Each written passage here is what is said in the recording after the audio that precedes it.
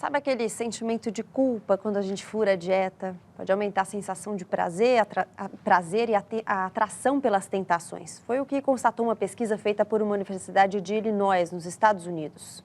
Sempre me aceitei. Débora mudou sua rotina alimentar depois que exames apontaram problemas de tireoide e colesterol alto. Durante a semana, ela segue uma rígida dieta feita por um médico. Mas aos fins de semana, ela admite, é difícil se controlar. Quando eu saio com meus amigos, aí não tem como. Eles vão comer um lanche delicioso e eu vou comer salada? Aí não dá. Amanhã eu vou comer só salada e água. Aquele sentimento de culpa que bate quando saímos da dieta ou adotamos uma vida desregrada não nos ajuda a ser saudável. Em vez de nos desviar das tentações, a culpa frequentemente nos leva a nossos vícios. Foi o que constatou uma pesquisa feita pela Universidade de Northwestern, nos Estados Unidos. O levantamento mostrou que o sentimento de culpa faz aumentar a atração pelas tentações e ajuda a desencadear o efeito conhecido como só mais esta vez, quando a pessoa não consegue parar de comer. Além disso, a culpa enfraquece a vontade para fazer algo saudável. Ela se sente culpada por algo que ela não conseguiu realizar. E aí sim ela fica angustiada, então daí ela vai precisar de algum vício, de alguma questão para poder aliviar aquela dor. Comigo acontece bastante de doce, assim, de não comer e depois acabar comendo. Mas a gente devia se livrar desse sentimento, que ele não ajuda, ele só atrapalha a gente, né? Giovana pratica exercícios regularmente e faz uma dieta equilibrada. Por isso, para ela, sair da linha de vez em quando não é um problema. Afinal, ninguém é de ferro. De vez em quando faz bem, sabe? Até porque assim o corpo também não acostuma. No fim, a vida a gente só tem uma, né? E tem jeito de comer sem culpa e sem engordar. Pelo contrário, perder peso sem fazer dietas restritivas. É sobre isso que a gente conversa agora com a nutricionista do Hospital das Clínicas de São Paulo, Sophie Derram, autora do livro O Peso das Dietas. Boa noite, bem-vinda. Obrigada pela presença. Mostrar o livro aqui. No seu livro você fala sobre fazer as pazes com os alimentos. O que isso quer dizer? Isso ajuda a eliminar a culpa? É verdade que a nutrição foi simplificada cada vez mais como alimentos bons, que são, na verdade, aqueles da saúde, mas que, na verdade, não são aqueles gostosos, e alimentos ruins, que são aqueles alimentos gostosos que a gente queria comer. Então, essa dicotomia fez que tem uma diferença entre saúde e prazer. E, como juntar as duas coisas? Essa dificuldade faz que, quando come um alimento supostamente proibido, vai comer com culpa, como falaram lá na entrevista, mas também com uma sensação de, já que quebrei a minha dieta, eu vou fazer uma despedida, porque não sei quando de novo eu vou poder comer. E come muito. E come muito. Agora, tem estudos mostrando que quando você realmente se oferece esse prazer, sem culpa, e quando você come saboreando, você vai se satisfazer muito mais rápido. Né?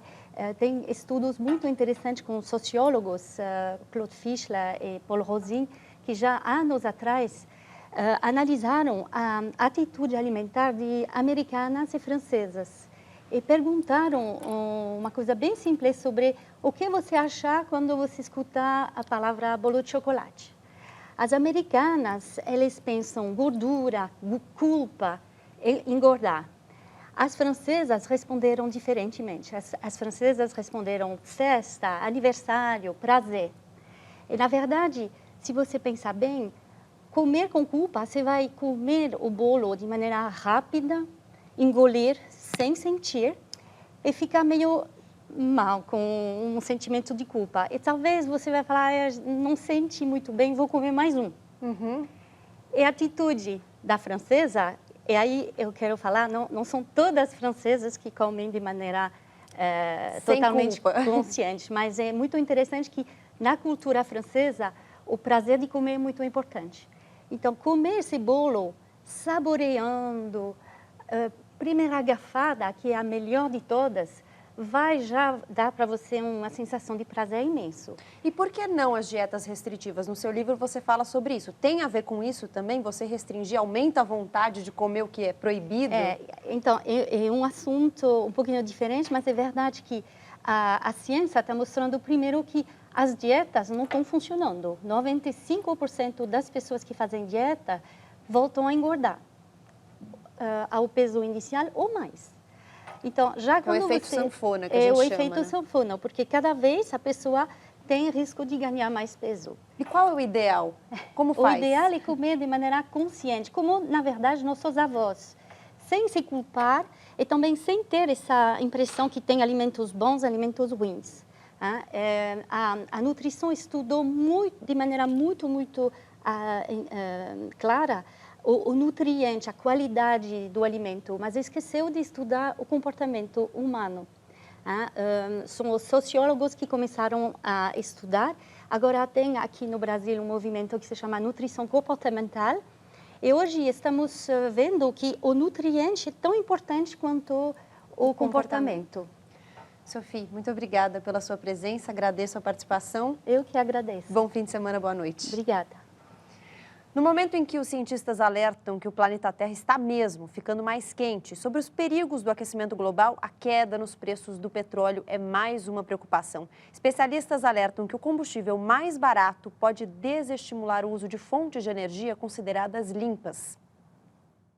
Desde junho do ano passado, o preço do petróleo caiu 60%. Na época negociado a $115, hoje o barril custa menos de $50. Para os especialistas em energias renováveis e para ambientalistas, esse pode ser um grande retrocesso nos esforços para conter o aquecimento global.